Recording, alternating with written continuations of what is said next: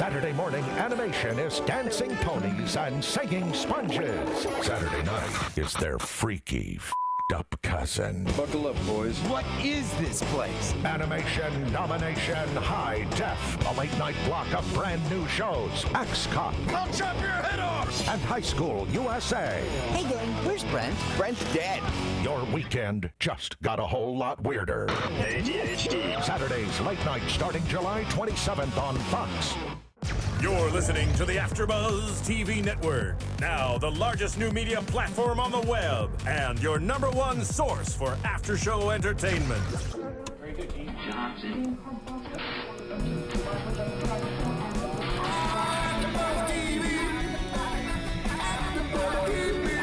From the AFTERBUZZ Studios in Los Angeles, California, presented by Maria Menounos and Bing.com, and streaming live thanks to Akamai Technologies, this is AFTERBUZZ TV's Dexter After Show. We'll break down tonight's episode and get you all the latest news and gossip. And now, another post-game wrap-up show for your favorite TV show. It's AFTERBUZZ TV's Dexter After Show. Well, hello, everybody. Hello. Bing is for doing, and here we are doing another amazing AfterBuzz TV after show for you. Your favorite show, Dexter. It is season 8, episode 4. We're on Scar Tissue. I am your host, Shano, and I'm joined with my studio chock full of lovely, awesome co-hosts. Chock full of them. I'm Anna Koppel. I am JJ Jorgens. And I'm chock full of Stephen Lemieux. We're going to be talking about the following topics tonight. Quinn and Batista. Thank you for writing these topics, Stephen, by the way. And Yates, Vogel, Dexter. We'll be discussing Dexter and Deb and what the hell went on with them during this episode. And then we'll talk about some news and gossip and our predictions at the end as usual.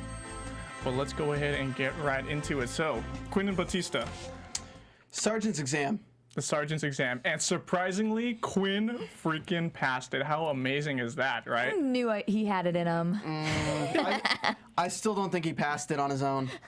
I still think Batista cheating. had a hand. Well, he does have a hand for sure. Like, Matthews was telling him, hey, man, like, you have the ultimate decision.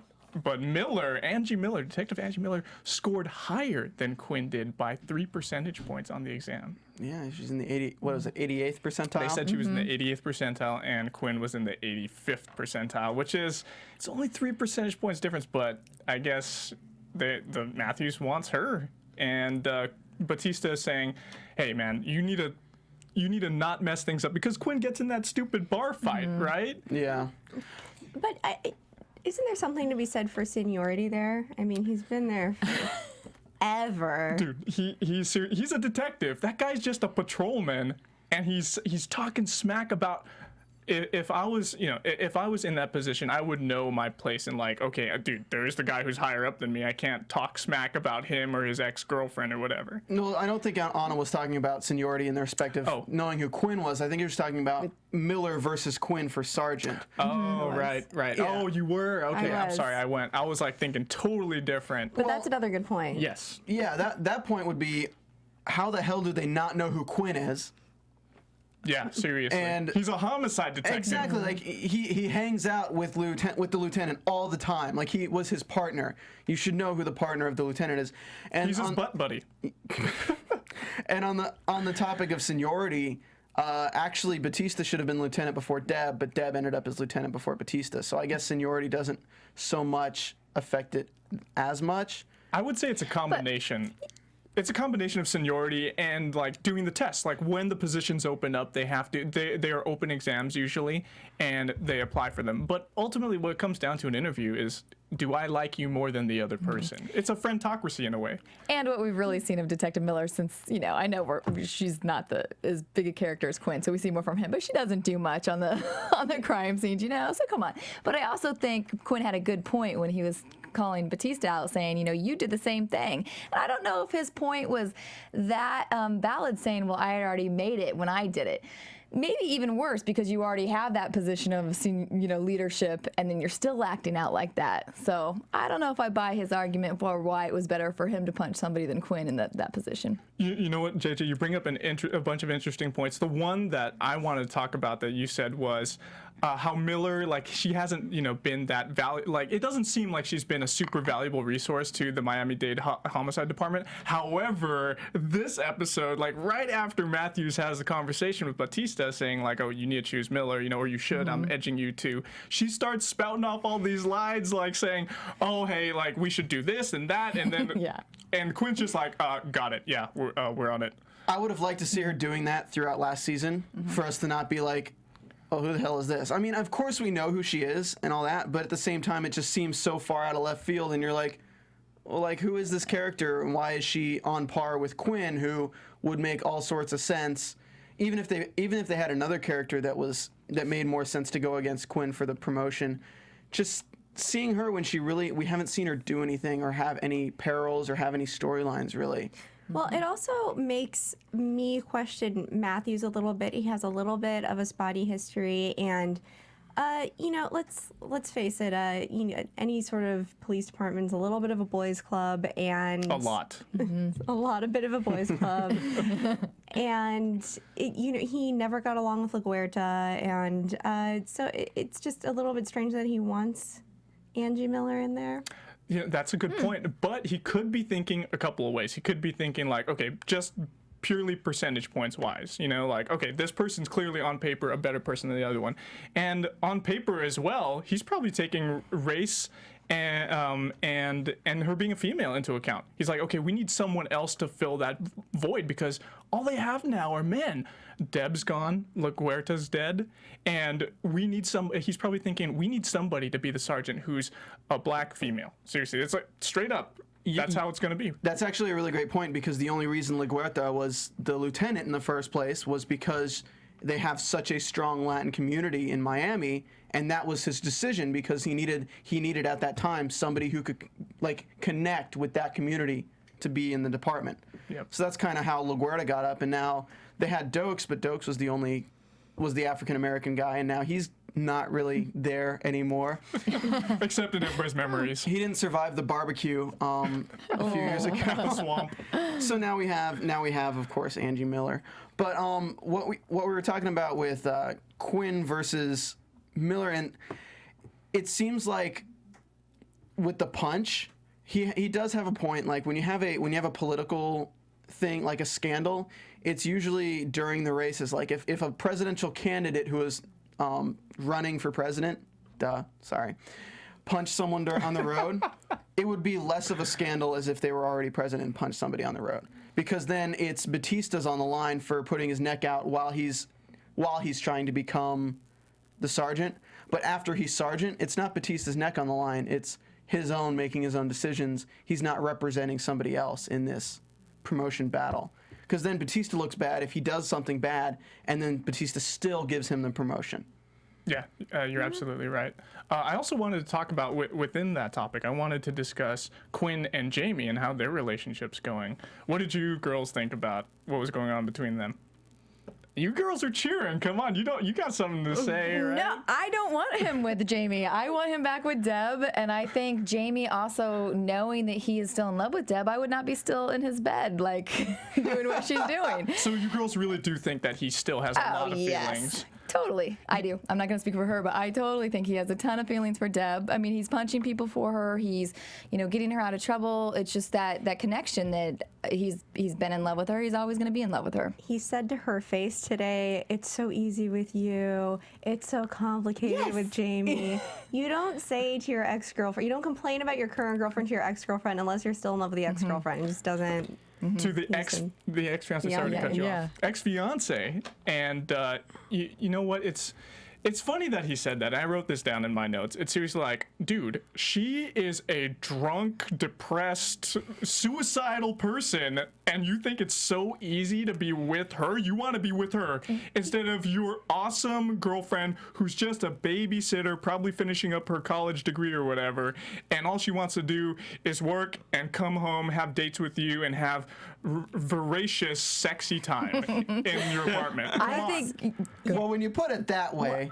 It is easier, and here's why. First, Quinn can relate to that lifestyle more, number one. Number two, being with Jamie equals being with Batista. I mean, he's there all the time, so he has Batista riding him all the time, and that's difficult. Yeah. It's easier to get down the gutter with Deb. Totally agree, and they're the same type of person. I mean, they both. I mean, Quinn had all of his issues, showing up drunk, in the previous seasons that we've seen, and so I think he understands where Deb's coming from. Like, they relate. He gets what gets her upset. I think they just click in a broken people attract broken people in a way. What do you think? Let me ask you this question. Do you think Batista would be pushing for Quinn to be Sergeant so hard if he wasn't dating Jamie?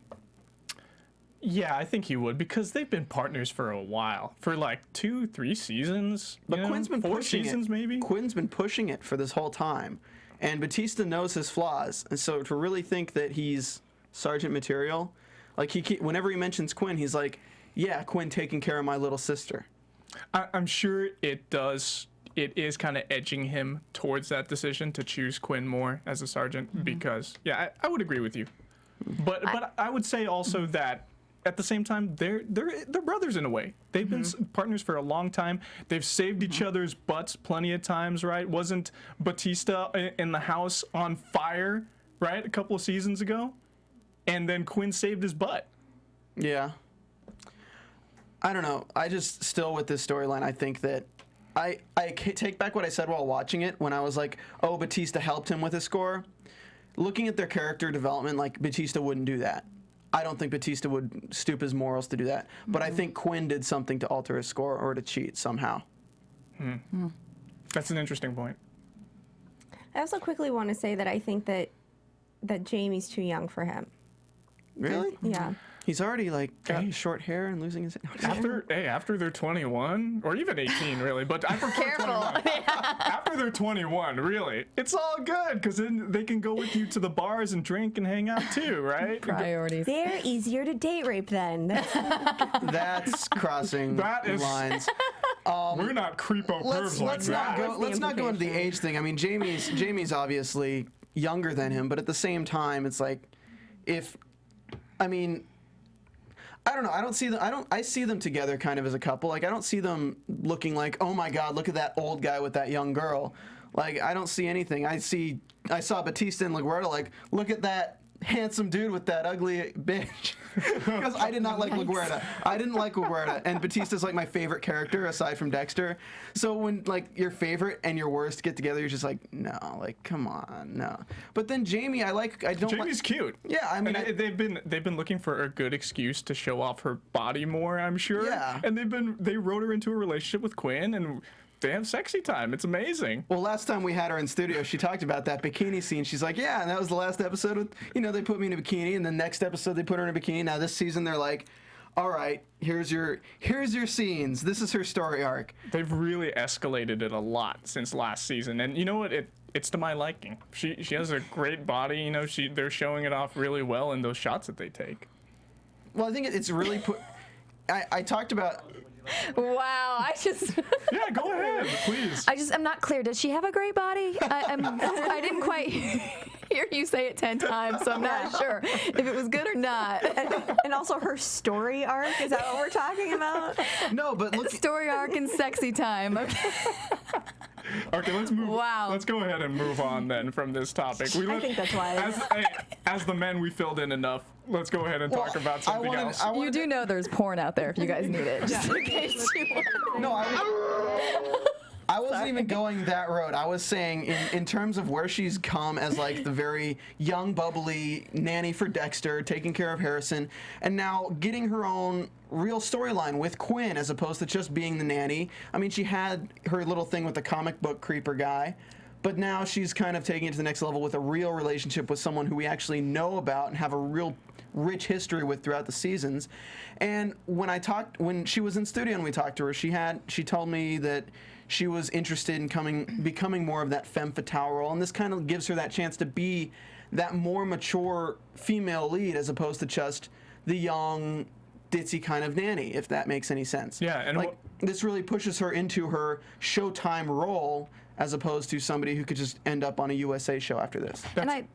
I was going to say that's a really good point, Stephen. Go ahead, JJ. I did read an article about she was when she was interviewed. Sorry, I can't talk. And she was saying that she liked the thing about the sex scenes was that she got to play a powerful woman more in control, which you do always see her in those scenes, and she liked that versus being kind of a submissive. She wanted to show that women can be strong, powerful, and sexy in the bedroom too. And speaking of in control, this episode, she was when she was on top of Quinn, she was like hitting his injury. Where did he get that injury? Do you guys remember? Was it just from the bar fight? It could have been the bar fight. It was like a quick punch to him. I think they met from the bar fight. Yeah. Yeah, but that was so funny because she was pissed at him for what he was doing, defending Deb's honor, and she was like, okay, like I love you still, I'm gonna let you slide on that, but I'm gonna give you a little bit of punishment so you know what you shouldn't do. Like a shock collar on a dog. I think Quinn needs to have somebody like talk crap about her in front of him so he can punch those people out just to kind of like balance it out. Because every single time, it's just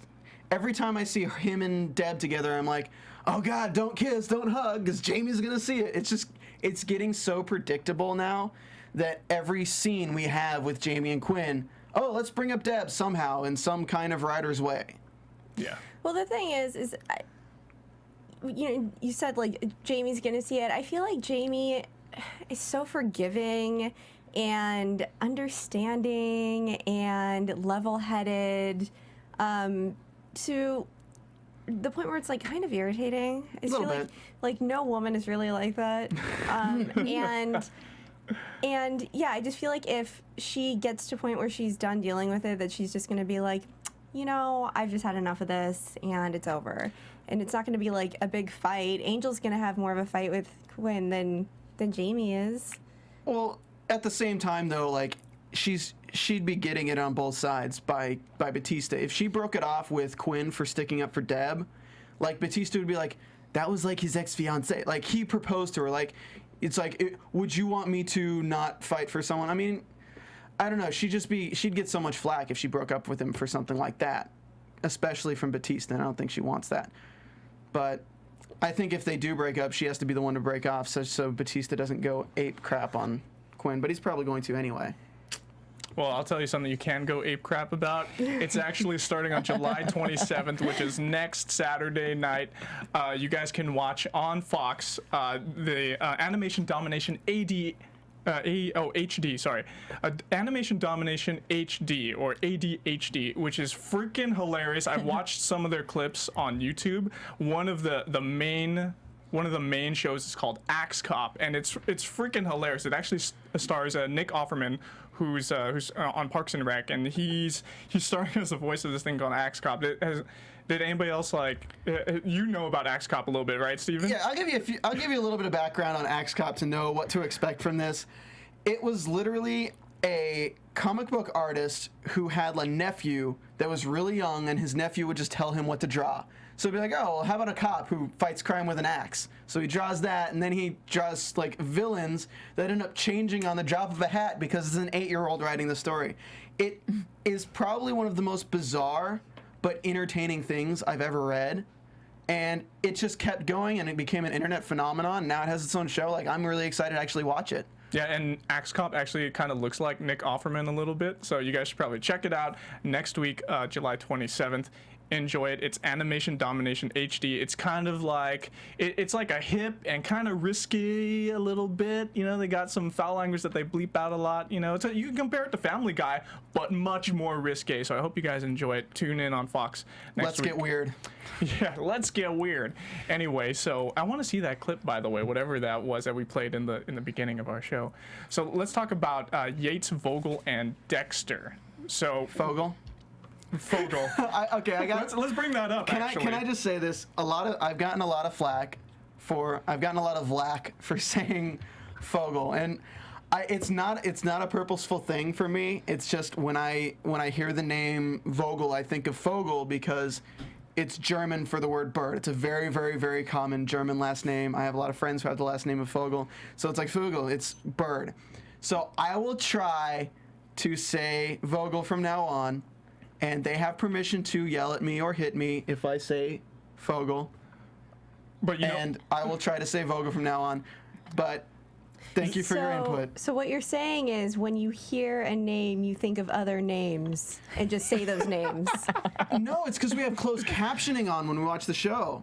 So I'm reading it and I hear it and I hear Vogel, but I'm just like, Dexter, stop pronouncing it wrong. You know what? I have to be on your side, Stephen, like with you saying "fuh" instead of "vuh," because I actually, you know what? To be honest, like I don't care if someone says like the accent kind of off a little bit, because you know what? It's your way of saying it, and that makes me remember it. Like, hey, that came out of Stephen's mouth. I think that's cool. That's a cool way to say it. I want to say it Vogel too, so maybe our fans will like it with an F instead of a V. Yeah, you're just hearing the complaints. You don't hear the praises. I want to put. I don't think they do. I think our fans would like to hear the way it's pronounced on the show.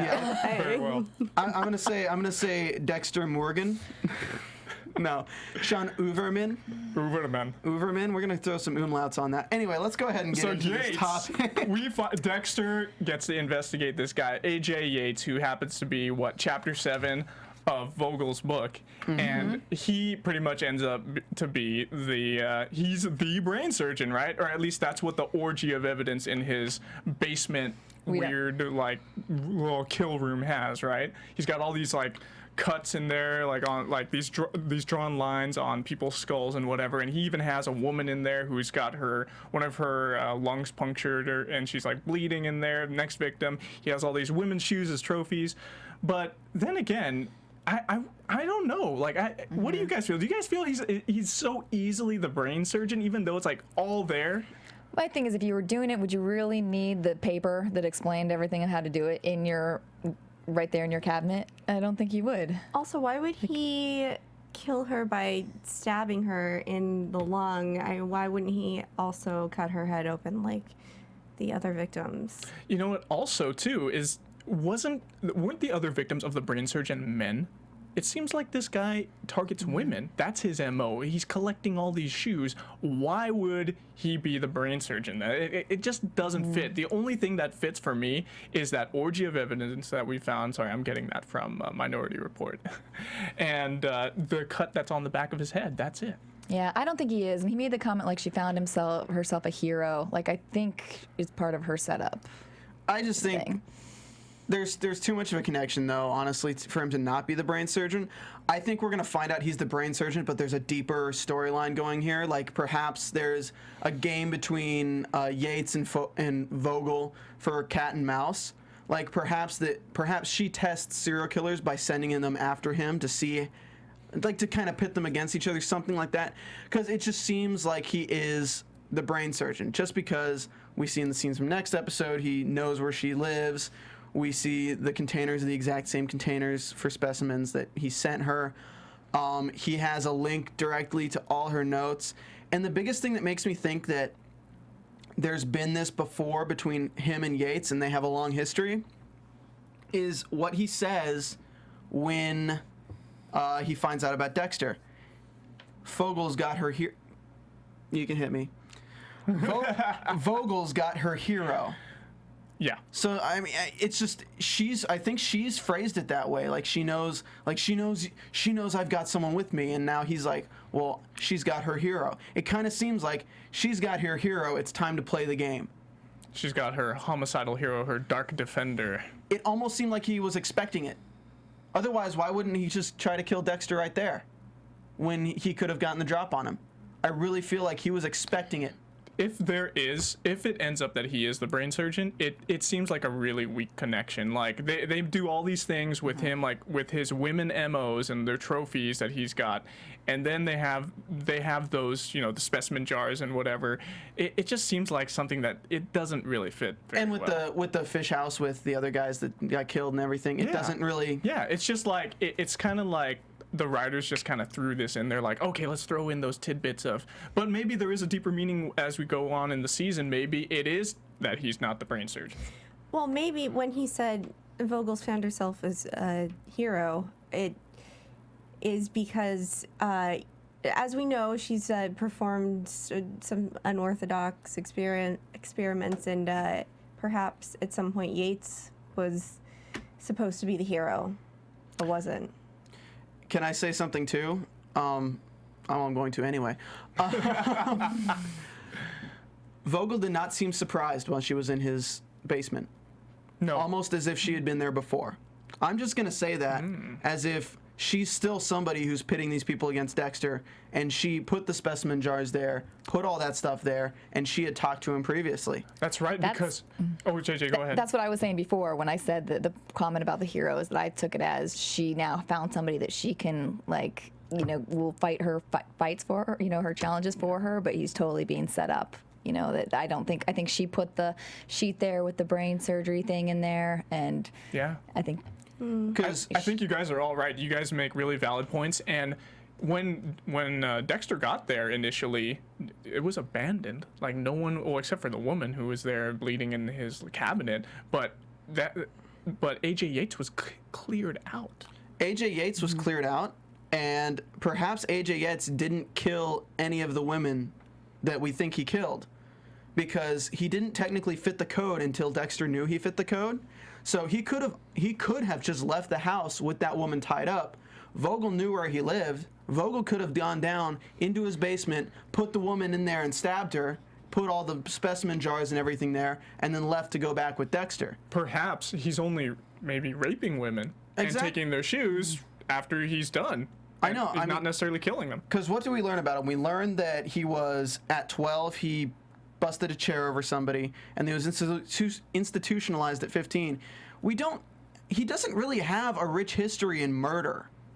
What part of the brain was removed? Or he had a tumor or something? He had a lesion, she said, right? Yeah, he had a removed? lesion removed from his brain that she thought was causing anger issues. But I mean, I don't know. I don't believe this guy who has these books that would chop up people like this would leave somebody just stabbed, like half-assed. Vogel probably did it. She was probably the one who found that woman in there. He was probably just gonna rape her and torture her, and then maybe like leave her in some alley somewhere on an ER doorstep. But she found her down there, and Vogel just went, okay, let's get rid of this woman because she saw me come in before Dexter. And it's too planned. It's too planned for the girl to survive that way. Because now he fits the code. He fits the code now because technically he was gonna kill that girl, but Dexter saying like he overthought it, that she survived with the pressure on it. This is a guy who has all of Vogel's notes, has these video cameras set up. He's obviously he's a very intelligent man. The way he escaped Dexter in the hospital, he knows his things. He's escaped getting caught so many times, as you can tell just from this episode, that he would know that she would live through that. He would know that there'd be pressure to keep her alive. So if he was intending to kill her, he would have killed her. I feel like Vogel is lying to Dexter because I think you mentioned it, JJ, like when he came to the house, or maybe it was Anna, but when he came to the house to talk to Vogel about, hey, why didn't you tell me about his scar and everything, she was just like, oh, like whatever about it. It's nothing. Oh, it's nothing, you know, because Dexter wanted to go to, of course he wanted to see her in person so he could determine if she's lying, but she must be just such a good liar that it doesn't even show at all. I like how the scar makeup, they probably just shaved his head in that thing and then just put a little bit of makeup on it. They did a good job. Yeah, I mean, it looked so real that it was real skin. I was like, oh, okay, good, Yeah. nice.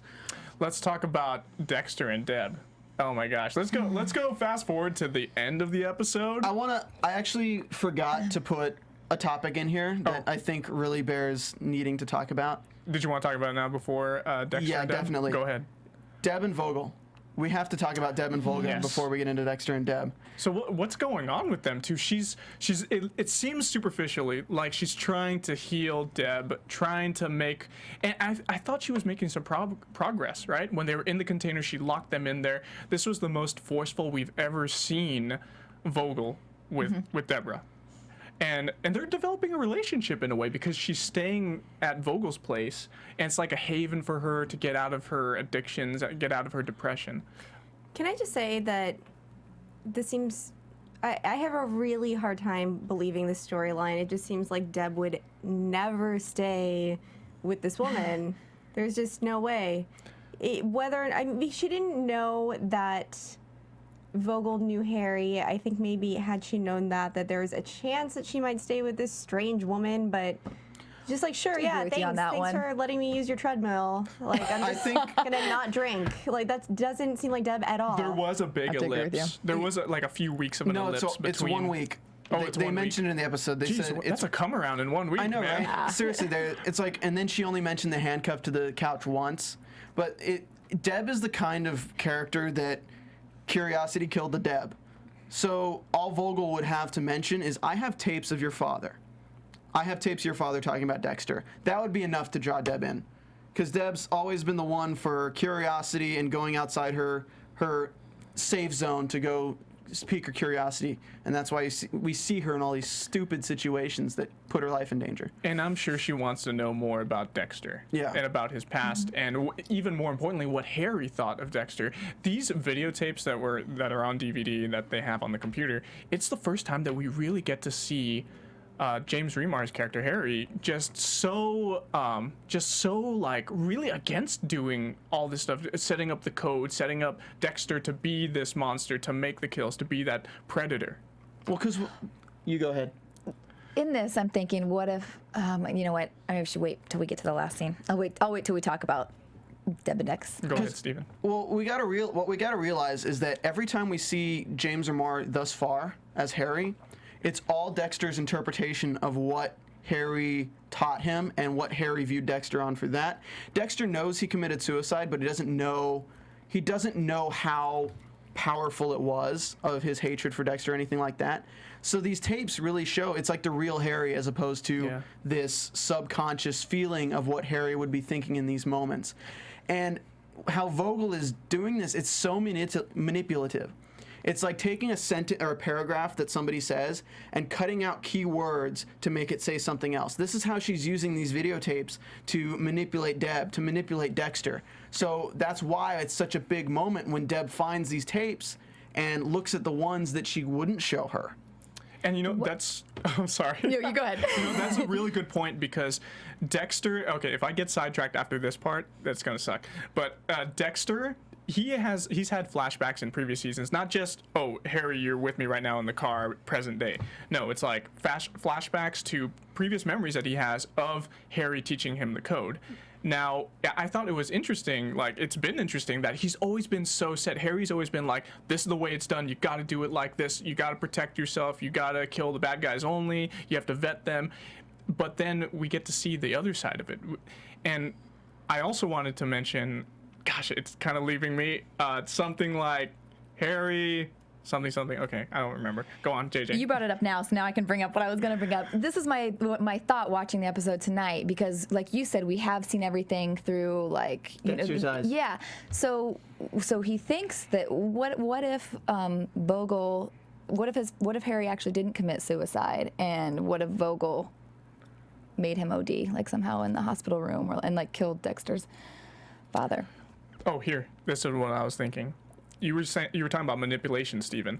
What if Vogel's been manipulating everybody? Obviously, she's manipulated Deb now. She's manipulated Dexter. She was even manipulating Harry to shape and mold Dexter, Subject Zero, into this psychopath, controllable killing machine. And this is a little bit of a tangent, but it has a lot to do with the character of Vogel. Dexter puts it a great way later in the episode with Vogel, where he says, "You're trying to isolate me from Deb." And when the isolate came into it, it really kind of like sparked a thought in my mind. It doesn't happen often. She is a scientist. These are all experiments to her. So, of course, all her other patients were going to see varying things. There's got to be a control group. There's got to be a experimental group. There's got to be another thing, and Dexter's patient zero. So Dexter is the patient that there's all these different like types, all these different things she's put into it, and then there's going to be the other patients where she puts this situation but with this different rule, this situation but with this different rule. So we're going to see Dexter, but of course we're going to see all these other patients who have similar rules, but maybe just one thing is different with each one. Another variable's changed. Dexter, you can only kill criminals, but they have to fit the code. Yates, you can only kill women, but they have to fit this code. So you never know what she's doing, as she's kind of this mad scientist, and I really think that Dexter is somewhat of her prey for this season, to see how he reacts and to see how patient zero, see if her hypothesis proves correct with patient zero. It's a lifetime experiment. I think that Dexter has been, because the number one rule is don't get caught. And I think Dexter has been a poor test subject in this way because he's told too many people and, has shared, even if he hasn't said or people haven't known exactly that he is a serial killer, then he's shared, oh, I have a dark past or whatever. And I think starting with Lila, who for the first time made him think, oh, maybe I'm human. Maybe that's okay. Maybe everybody has a dark part of themselves, but that doesn't mean that they're monsters. So he's kind of been working that out for a lot of years now, and and he has a baby, and so in a lot of ways he's been a bad test subject for Vogel. Or rather, he's been the one that exceeds all other possibilities. Maybe. So I mean, I don't know. I'm worried in this season that they're gonna take. There was one thing I hated about this previous season of American Horror Story, is that there were too many storylines. And I'm worried that in this season we're going to see more coming out and we're just going to lose track of kind of all the things that are happening. Because we have this thing with the fishing house and Yates and this other guy and somebody's controlling this guy to kill people. It's kind of expanding too much. They're throwing a lot into this last season of Dexter. Yeah, and I feel like you don't need too much to make it an amazing season. I mean, of course everyone goes back to the Trinity Killer season, but that was to me, that's Dexter. Like, that was the greatest season of Dexter, and it's going to be hard to match, and I don't think having 8 different storylines is going to make it compete. Very true. Let's talk about Dexter and Deb a little bit before we wrap up in like their last scene. So I thought that everything was okay with Deb. I got fooled.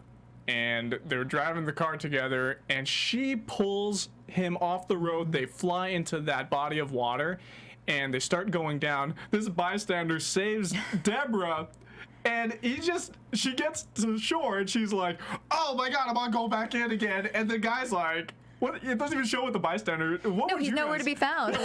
He's just swimming, and he's nowhere. He's gone. I saved her. I better get out of here. Oh my God. Uh-oh, if we have this guy on camera for more than 5 seconds, he's going to get a line. We can't get this guy a SAG card. Get him out of here. Seriously. Stephen, go ahead, Anna. No, what if he died? I'm trying to say. Yeah. Funny. Maybe he was having a heart attack and Deb had to look at him. Do I save him or do I save Dexter? I saved the wrong He's person. like, I'm gonna save the lady. No. The lady's gonna be easier to carry in the water. I'll take her. And then she looks in the back of the car and LaGuardia's there. Who do I save? This is getting out of control. I'm sorry. But earlier in the episode, Vogel said, you will choose Dexter every time, and that's what bothers you. But that's funny because that's where the turning point was, I feel, where I was like, oh, everything's like okay with Deb.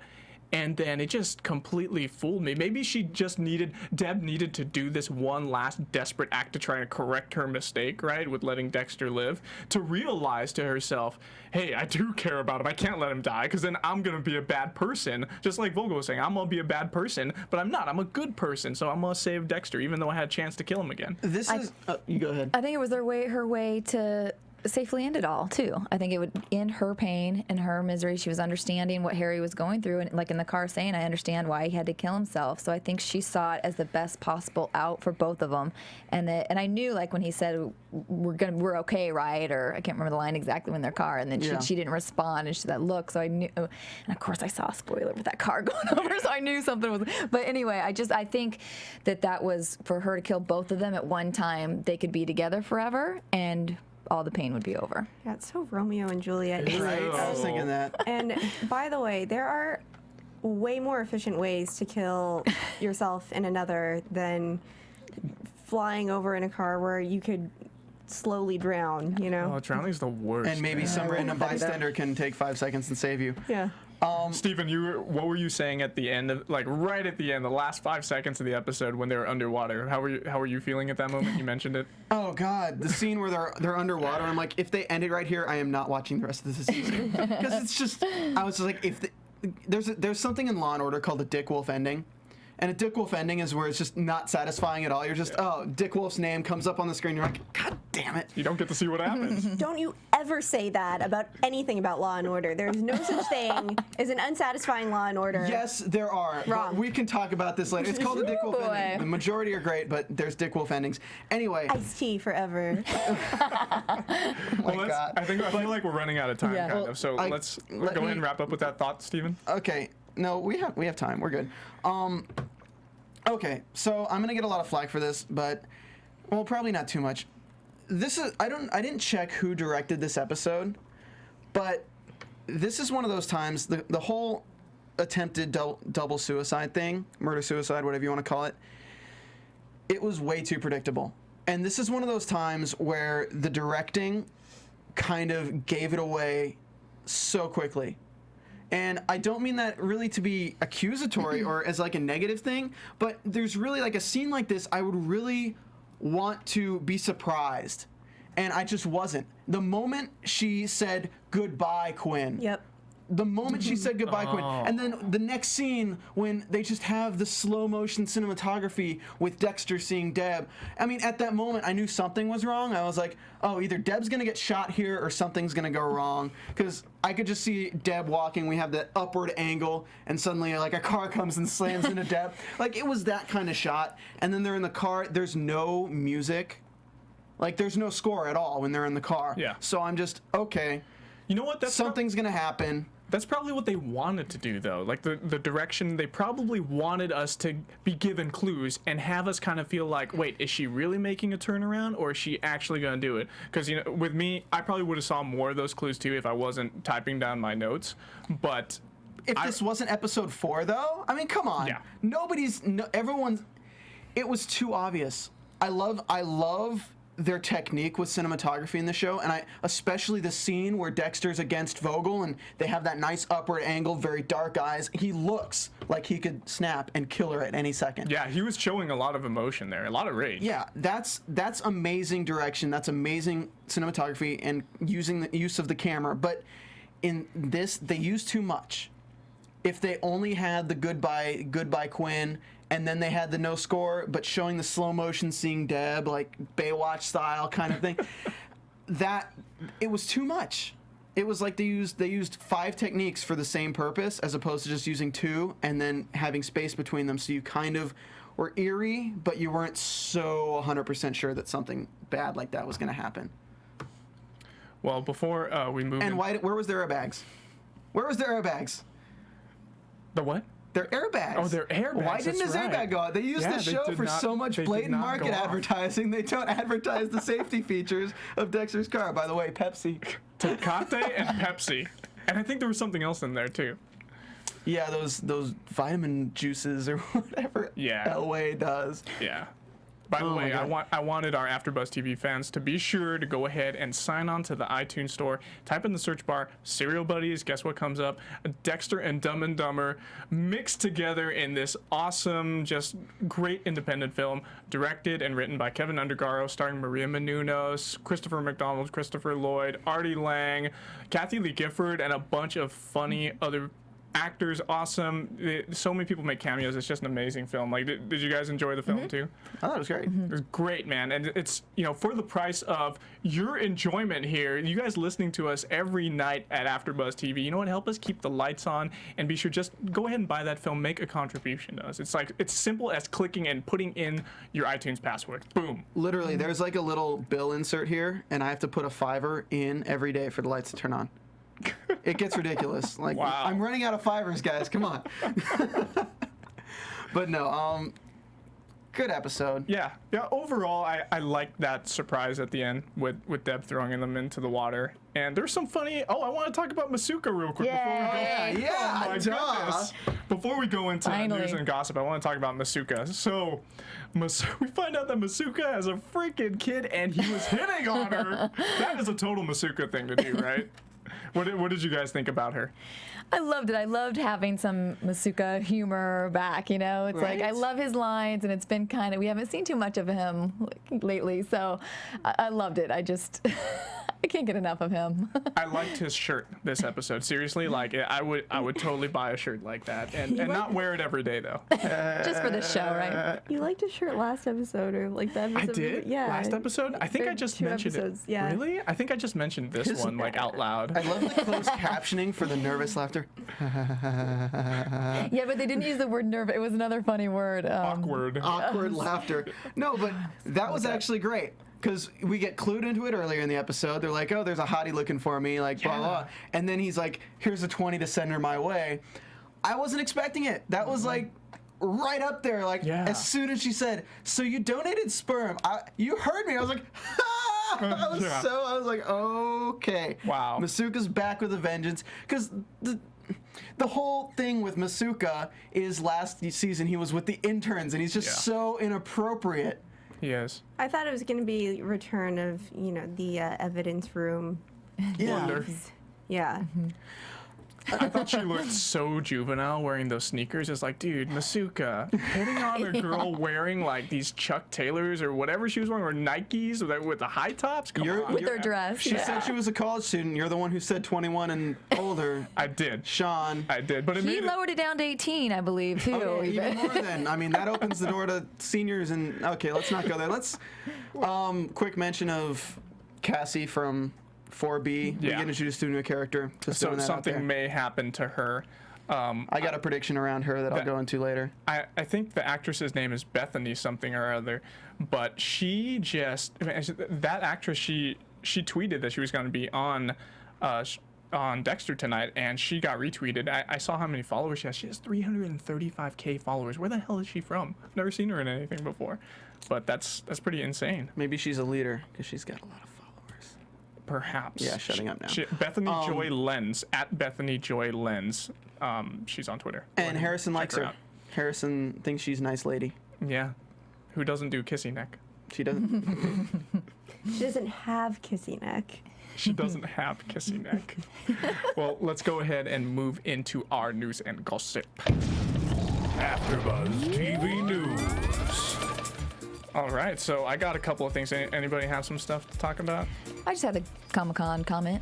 Oh, go ahead. Yeah. I was reading up on, they were all at Comic-Con, and they had a funny line where they said when they first started out, they were in the small room at Comic-Con, and now they were excited that they were in the Iron Man room. Yeah. And they were also, sorry, go ahead. Oh, no, you go ahead. And they were also giving away, I sent it to you guys exactly what it was. It almost looked like a lunchbox, but it had stuff inside of it, and the blood slides in it, and it was like a giveaway they were giving. Yeah, it was a goodie bag. I think that it was probably a lunchbox that was actually Dexter's AC unit. Yes, that's what it was. And it had a Dexter blood slide box with blood slides and like a little Dexter doll in it. That was neat. Yeah, that was cool too. That makes me want to be at Comic-Con. Man, I should have just skipped out on my church wedding this weekend. Send us one. I mean, we do this after show thing. Come on, guys.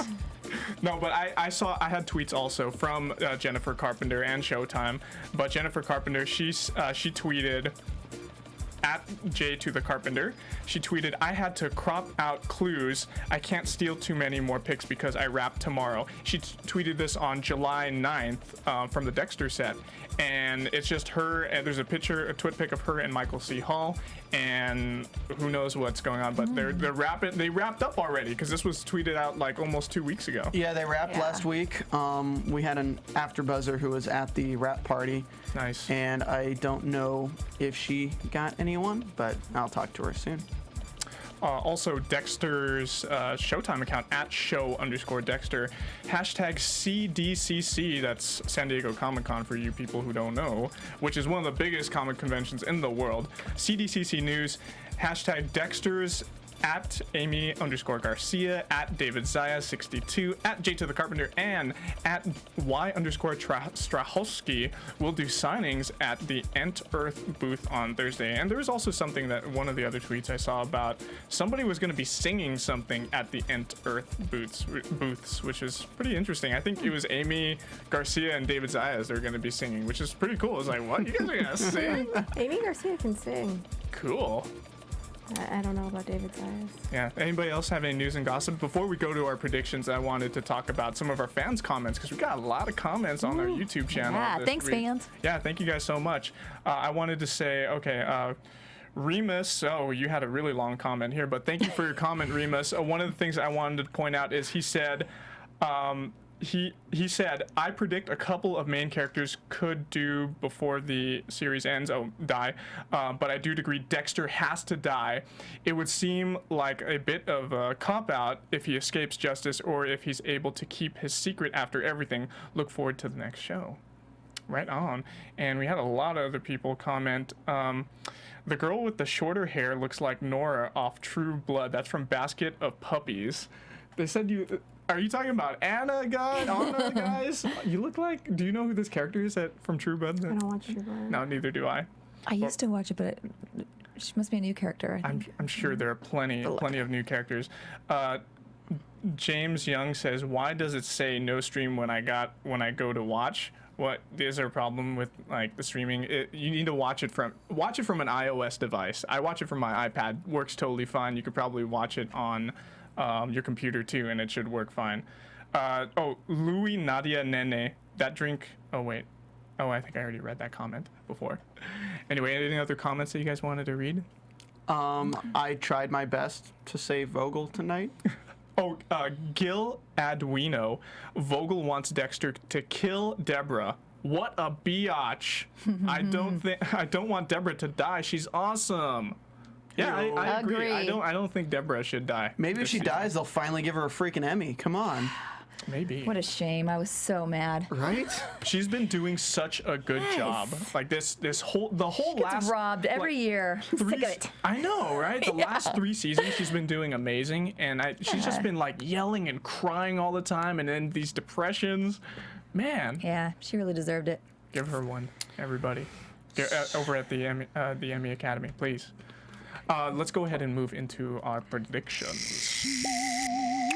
And now, your AfterBuzz TV predictions. Yes. Well, I got a very simple one. I think Dex is gonna kill Yates next time. Because if we know that he's not, if we have an inkling that he's not the brain surgeon, I feel like Dexter has to get some kind of intel out of him. He's got to get him on his table. And he's probably going to find out another clue. Maybe Yates is going to be vague, and he's going to say something that alludes to Vogel being the mastermind behind all her little puppets. We'll see what happens. Anna? Well, it appears that Deb and Dex are going to be in couples therapy next week, which is great. Special guest, Dr. Phil. But I think this is going to bring them back together because now that Deb did kind of try to kill Dexter, he gets to hate her for a reason now too. And so I think this is really, I just see this bringing them back together. Maybe even into each other's arms as lovers. I don't even see Dexter hating her after this. He has too much. Well, I don't think he would say an emotion like care or I don't know. He's got too much of his heart-shaped tank filled up for her. JJ? I'm sticking with my one prediction I said earlier. I think they're going to find out that Vogel killed Harry.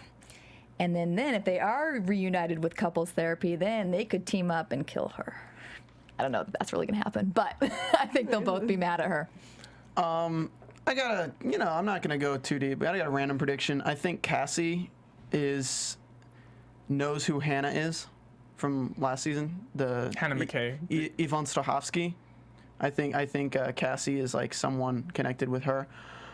And for season finale, final scene prediction, I think we're going to see Dexter tied to his own table, and I think Vogel's going to kill Dexter.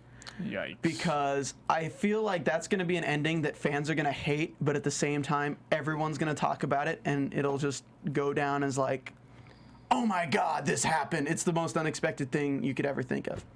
If it ended like that, like Vogel stabs him and then he bleeds and it goes to credits, I think that would be a very unsatisfactory ending for me. Because I want to see I want to at least have some kind of resolution with some of the other characters. Like maybe he's dead and he's missing, and then people start going about their lives for like maybe the next 5 or 10 minutes or something like that.